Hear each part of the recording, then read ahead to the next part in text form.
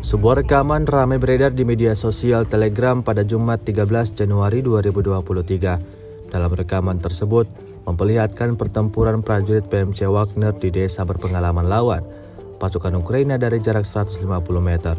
Di dalam sebuah bangunan yang sudah runtuh, prajurit PMC Wagner melancarkan aksinya, meluncurkan rentetan tembakan ke arah musuh. Mereka mengatur strategi agar dapat mengelabui pertahanan pasukan Ukraina. Prajurit PMC Wagner meyakini dapat menghabisi sekelompok tentara Ukraina.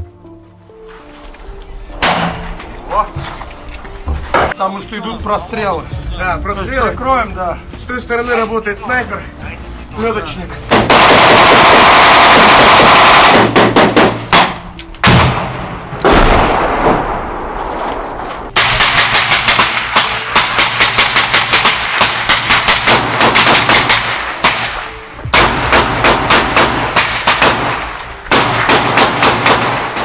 Все будет хорошо.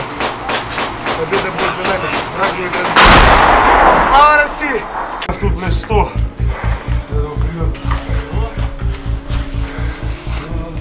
Если не больше, когда по улице заходить не очень безопасно. Можно, но проще спуститься в эту дырку.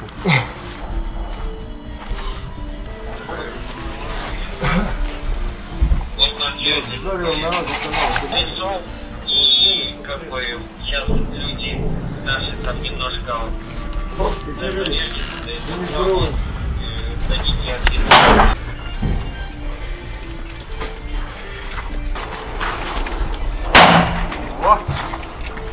Там что идут прострелы. Да, прострелы кроем, да. С той стороны работает снайпер, лёдочник.